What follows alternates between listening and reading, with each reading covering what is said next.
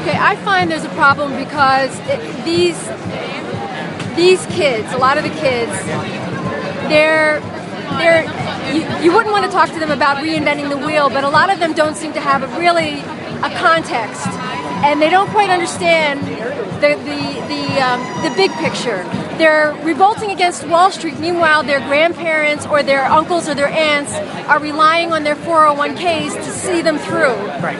And some of these very well-intentioned kids don't quite understand the connection between their family's dependence. Well, they absolutely see the connection, right. And one of the things they rally If you do it against horizontally, it comes out better online. Is that Thank you. Is that they're also objecting to the return on the investment that people had in these 401ks. Okay. That in point of fact, most of their parents have made no advance in the last 12 years in their money. Okay. And in point of fact, some of their parents that I've talked to who thought they had a home of more value went and took loans for them that now have jeopardized the parents, and they feel guilty about that. Right. So, and you must understand, there are from homeless people here to runaway Right. teenagers here Right. to very savvy, younger political science students to Right. older people from unions.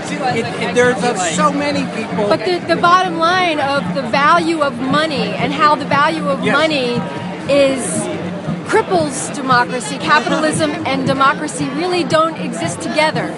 They can't really exist together. I don't think that's true. Remember the turn of the century, the Industrial Revolution, there were no regulations, and that's when you had your 6 and 7 and 8-year-olds working in industry because there were no regulations, because capitalism said, that's the real world. And regulations came in, and they're not by any means democratic, they're socialist. So how do we have, I guess what I feel like is that there's not really, in this crowd, or maybe I'm wrong, I'll talk to people, there's not really a bigger understanding of political science and understanding the fabric that capitalism weaves and how it determines the value of money. And the value of money is really what they're fighting for here, not realizing that's the thing that's crippling us. They want, you see what I'm saying?